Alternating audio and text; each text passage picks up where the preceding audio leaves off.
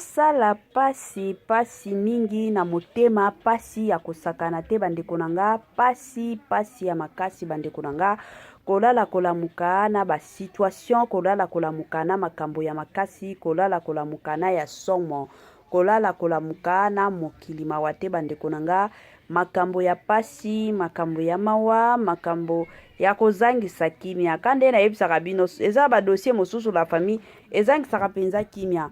Omoni mutu ata soki azalaki na kimia na ye na kote na ye aye kovanda parce que situation eza un peu compliquée, situation eza nango un peu dur. Omoni kana mutu kimia ezobota lisusu te, kimia ezokota lisusu na vie na ye bandeko na ngai. Ka ndenge ebele ya bato biso nyonso toyebi na kote ya Jibe Mpiana awa makambo nyonso ezokendaka kaka mabe na kote na ye. Tomonaki awa biso nyonso liwa ya mwana na ye na kombo ya Océane Mpiana.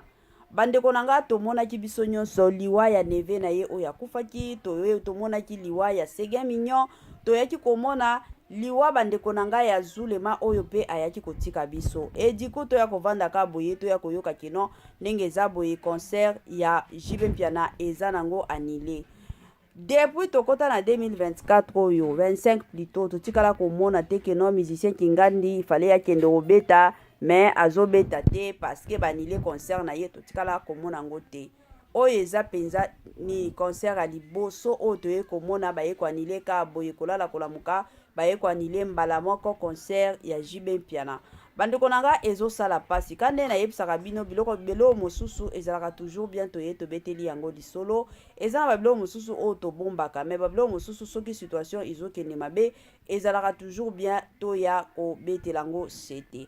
Bandeko na nga avana ya kokota na mozindo ya situation na mozindo ya makambo nyonso ekozala malamu penza mingi na ya nanu kosensibiliser bandeko na biso nyonso oyo bakoti na chaîne na biso ya Kisongi officiel. En tout cas soki mzambala liboso koti penza na chaîne na biso ka ndenge boyebi tokosenga na bino bo s'abonner massivement. Tango bozo sabonaka bongo bobosana pete koklikaka sur ngonga ya notification malama ngonga wana ezalaka ke à chaque fois que Kisongi officiel au bando tiaka ba vidéo ya sika bokozala directement et encore informé na ndenge moko ya kitoko. Toyebisaka bino toujours que vous informer c'est notre devoir. Donc ezalaka penza na makanisi na biso ya liboso tanto ola mukana tango toyebi ke non ndenge za boye il faut to luka matière, il faut to kende ko informer population ka ndenge ezalaka bandeko na nga na système moko bien. Alors de votre côté tango biso tozo mitia tosto ya ko informer bino pe bosunga biso na baba mama année ya sika solo ya sika agrandissement des troisième jambe qui mobile salakate pe ezamukie mama azo sepela te na mbetu na gavke elamuki feti ezongi ba mama na ba problème ya mabota myome fibro trompe kiss règle abondante ménopause ata okomi na 65 ans mama okobota mwana yoka bien dépression maladie mentale autisme ata mwana alobaka te mobulu makasi to pe alalaka te tozali na solution na gavke bona loposo totikali nsima te vergete babengi nduta bouton tache 5 jours ya bamba oteli lokola lilala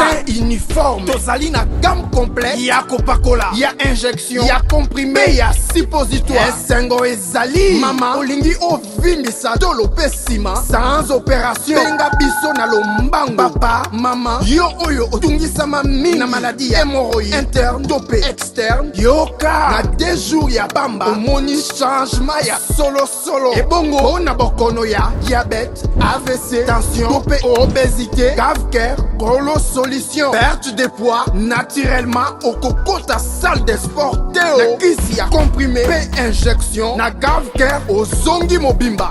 Ba produit na biso ezali 100% naturel et salemi na ba plan na ba industrie ya Allemagne pe Angleterre na Gavker oko sepela na bandeko na biso nyonso oyo bazo célébrer anniversaire na bango mukolo ya lelo. Nos sincères condoléances na bandeko na biso nyonso oyo bazana matanga. Tolobaka toujours et encore tant matanga yaka eyebisaka nango mutu te ke non lelo nakoya lobi kuna nakokende te matange yaka na cadre nango na système nango la famille yango équipe nanga mobimba nanga moko toye penza ko présenter ba sincère condoléances na ndenge moko ya kitoko pe na ndenge moko ya malamu. Voilà, la famille chaîne étoile Nines TV ezalaka chaîne moko commercial ozalaka na besoin ya business na yo et les kakache biso ozalaka na besoin ya clientèle ya malonga ozalaka na besoin musala na yo eyebana mokili mobimba batu nyonso babeta lisolo na musala na yo. En tout cas ko hésiter te ko contacter biso na ba numéro oyo eza simananga toko sala de sorte que to salela yo business to salela yo ba publicité ya malamu pour que business na yo musala na yo ya maboko a compagnie na yo kombo eyebanaka ndenge ezalaka na système pe na ndenge moko ya kitoko. Bandeko lelo toye na makambo ya mwana nsuka na bandi ba o balandaka biso nasalaki déjà émission il y a de cela 2 semaines 2 semaines ou une semaine nasalaki émission na émission wana natielaki bino audio moko ya mwana nsuka ayaki ko s'excuser ayaki ko senga babolimbisi ayaki ka ndenge ezalaka mais bandeko nanga ye alobaki ke atikala kofunda jibe mpiana te.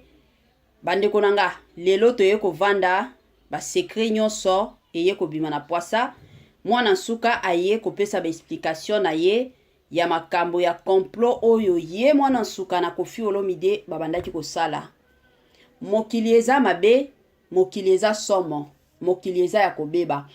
Avant natiela bino nanu makambo ya mwana nsuka na kolinga nanu natiela bino audio ya Koffi Olomide bazotuna Koffi Olomide ye na jibe mpiana bawelela nini.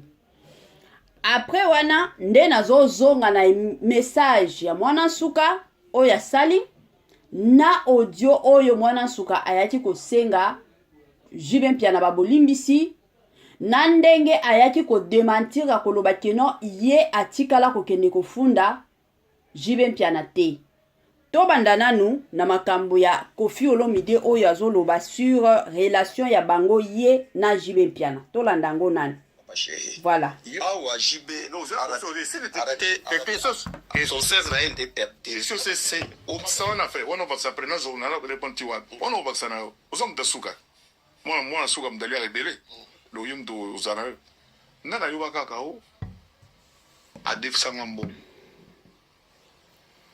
Na yuba kakao, na kino ligament na nae. Moi je l'accuse de rien. Il y a un problème là. Bon. Na yoka ye pesa zoloba te nuance na yoka te ye mongo boya zoloba mais na yoka ki bato milieu na ye sonye souvent c'est des racoleurs des harangueurs de foule bato mongo baloba comme n'importe quoi. Koffi na ba français somo wapi décharge sans un décharge na bimisi et puis chose où mais là à saisir justice rien tilelo rien et puis nga Koffi Olomide ne kono défendre na wengi. Ah, ça vraiment, ça me fout en rage. Me défend mon les gens à qui j'ai donné ce que eux-mêmes savent, on a sali ça. Je le dis avec respect, mais c'est la vérité. Et l'on sait ça. Bon, concurrence, hein? Il y a un gâté la terre, Wingé et tout ça. Et l'autre, personnellement, je lui reproche rien. Je ne lui reproche rien. C'est un gros gâchis pour la culture du Congo, pour la musique congolaise. Oui, c'est la musique qui gagne. Mais toutes ces années, Carabo. Voilà. Et puis, on a la jarté, on a pendant 20 ans, 10 ans, 15 ans, et on a marmona, on a milmiraga. Non, moi, je ne suis pas comme ça. Si on a retrouvé. Nani ache ba valise ba sac ya maman Ali ya banda nga oto na likamususu wana kataki yo ndenge abeti concert de jiba beti concert ute mono esepeli ute moneza kimia non na sepela ta mukete na lobaki awa na félicitaki ndeko nga petit na nga wera to mabetaki onga na ni musique izala ezonga bato tout ba beta Chacun doit avoir sa part du gâteau. Moutouни, surtout parce que comment le système, tu dois comprendre. Bazo juger bateau sur le fait que bazo bétaté. Mais évidemment, vous comprenez. Moutoumo, le bazo, allégé bateau, bazo fonctionnalité, non, c'est pas bon. Nga pour nga faut battre tout ba bétanza content. Même petit nga yena ni muketonga.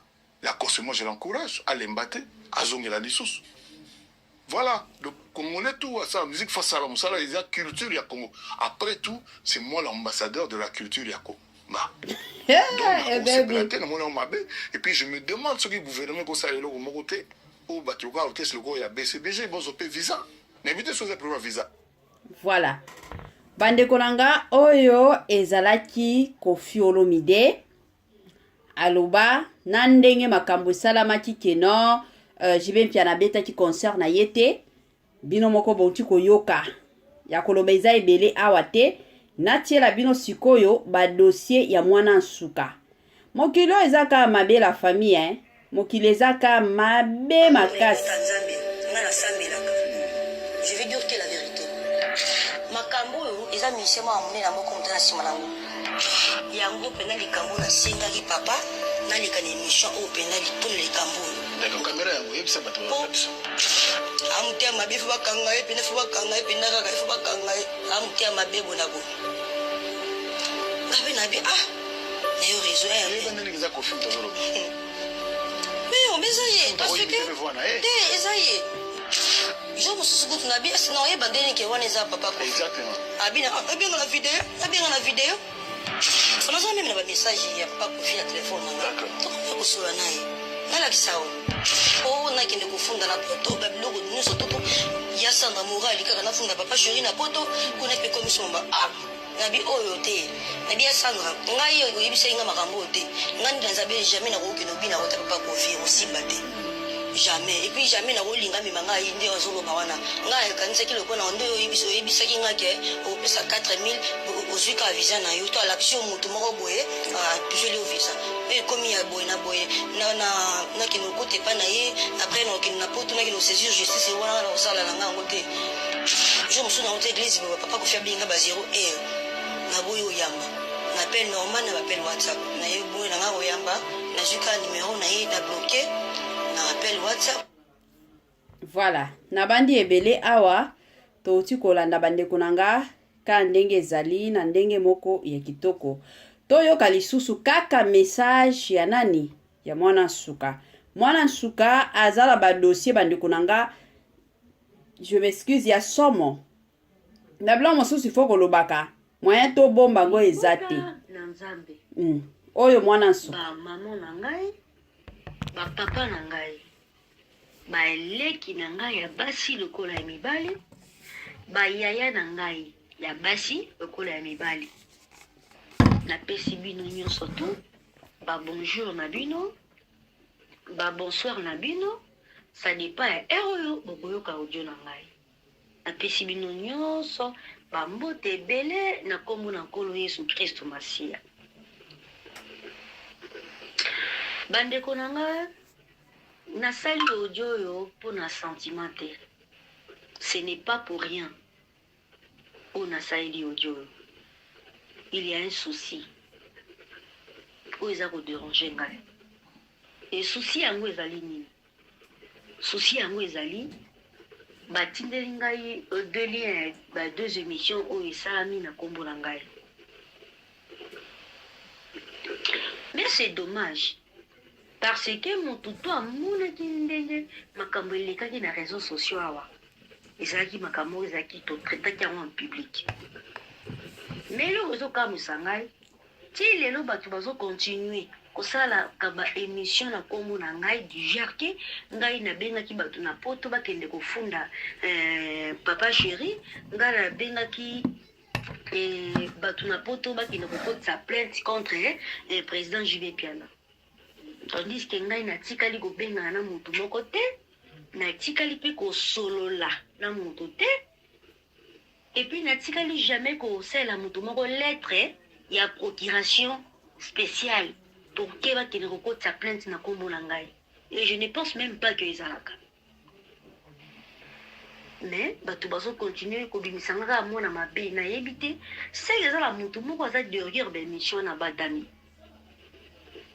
mpo par rapport na ngai boye nazomona susu eloko oyo tokoki kobendana nango te mpo to esi esila eloko moko na mataka na live moko boye nasalaka na audio wana solution yango déjà tosi totrouvaki yango donc eloko oyo nakoki obandela lisusu mpo nakende kotungisa président jile piana nazomona yango te s'il vous plaît nabondeli bino na nkombo ya nzambe bolongola nkombo na ngai na baminiature botika kotiaka président jile piana na makambo na soki bozala makambo oyo kobambaka ngai te pardon nga nalingaka baproblème te naza fille ya makambo wana te makambo wana esi eleka botika ngai na kenya nasi na tourna page ya vie na ngai naza converti naza mwana na nzambe nakoma kosalela nzambe natika vie na ngai mpa nzambe akamba nga lolenge alingi afasone nga na baforme oyo alingi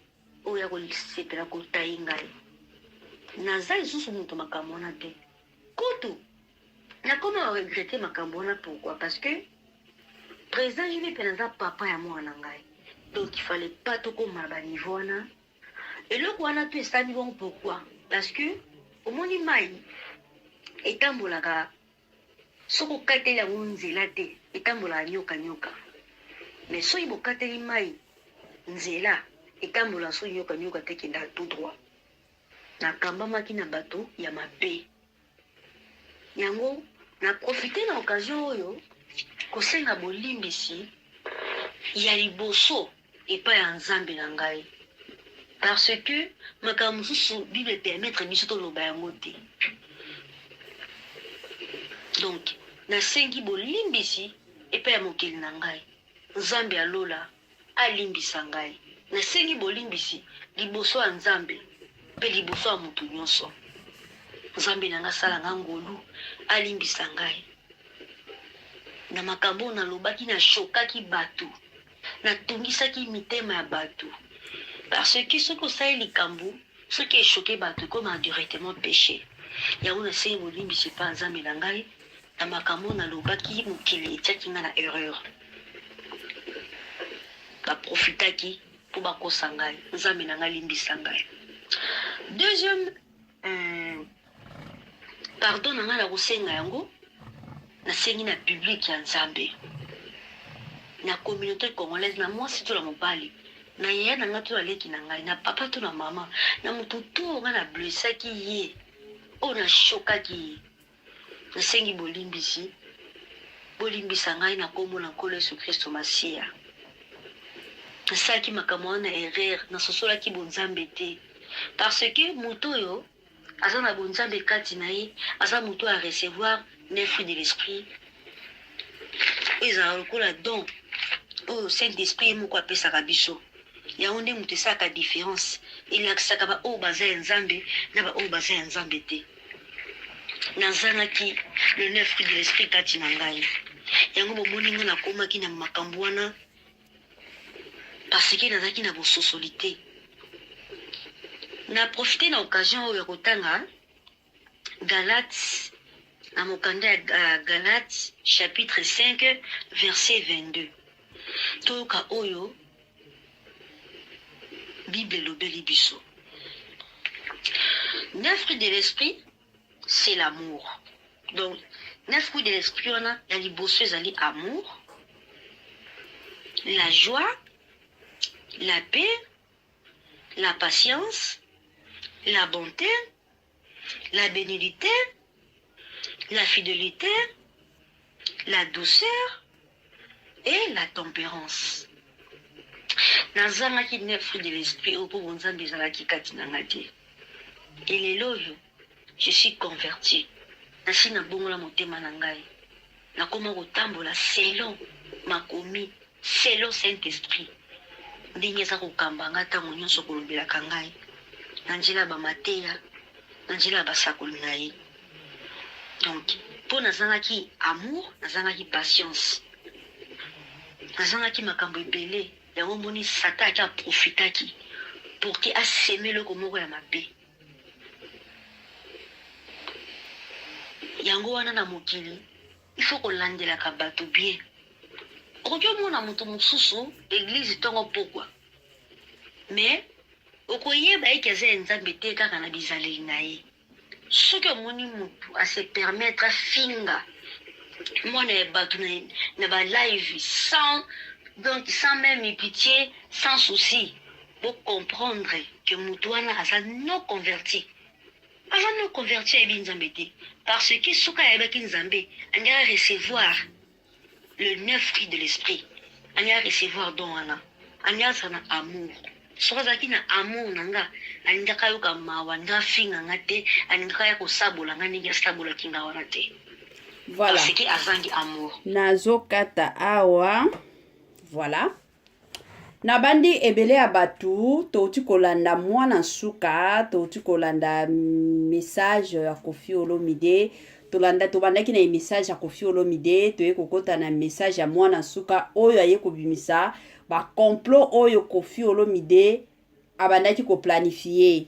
Donc ye mwana suka ka ndenge boyebi makelele nyonso mwana suka yaki kosala awa sur les réseaux sociaux posa na ye ezalaki kaka Jibe Mpiana amema ye na poto na oyebaka te bakongole na biso soki bamonaka poto yango lola nalobi te ke no batu oyo baza na poto baza bien tete mais mosusu bandeko na nga na komprenaka penza te komona bandeko na biso ba congolais. Donc ya moni kaka na poto kuna c'est comme si ezalaka na bambongo ezalaka na balabala tango zo tambola ka bambongo eza wana yo zo lokotaka kaka. La vie n'est pas facile partout. Ozala oza na poto, ozala oza wapi. Oyo ezalaka ya motuya ezalaka pe bien. Oza na ba plan ya ko voyager. Tuna nanu nzambe est-ce que na pays oyo moninga to moninga te? Parce que y a de ces personnes biso yoso to yebi. Surtout ba biso to sala ka bémission. Vous savez qu'il y a de ces personnes où ba benga ka biso. Bazol la to sunga bango ba ola la kalibanda. Ezana ba congolais ebele misala na bango ezalaka ba oteka ka ba ceinture, bazoteka ka ba chaînette oyo kaka ya ba nini. Ya ba moins cher oyo yango kaka bazotambola ka mata kita na balabala. Bature bouchon, ba cure-dent, ba biloko batekaka. Mais azana poto, peut-être yo oza en Afrique, oza na musala na yo ya bien, ozoliaka na yo bambongo. Mais parce que nazana besoin na kende poto, donc souci na yo parce que mona ka batu na poto. C'est fini, faut kaka na kota poto. Na poto pe vie eza facilité. Donc makelele o nyonso bomona ki mwana suka yaki ko sala ezalaki kaka akende poto. Siko lelo oyo botala sikoyo poto oyo ye mwana suka abandaki koluka. Kandenge ye ko bimisa ba vérité ke non ndenge za boye Koffi Olomide a proposa ye amema ye neti bangulu. Bangulu eza ndenge ba Koffi Olomide ba wera son ba Jibe Mpiana bakenda akobeta concert. Siko batu o ba memaka batu na bango ba pesaka ba visa. Donc yepe akende na nzela wana. Je m'excuse na suka asala nini atikala na poto. Siko poto ango mwana suka lukaka. Lelo o moni makambo eko bimisa. Et puis makambo eko bima. Ekomi lisusu moto ya kosakana te entre Jibe Mpiana na Koffi Olomide. Parce que dès le départ déjà bango mibale bayoka na kate. Ka ndenge bauti koyoka wa o Koffi Olomide alobi ke non Jibe Mpiana il paraît ki abando lobaki Koffi Olomide abimaka na mwana na ye nani?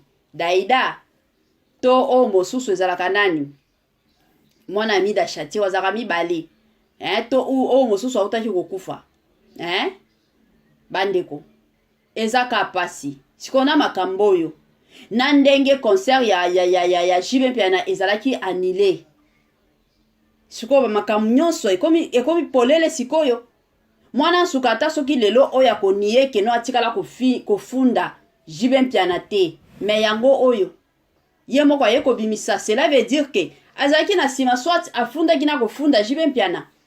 Mwana sukatika makambo zo sala yaya. S'il te plaît komi ko sambela.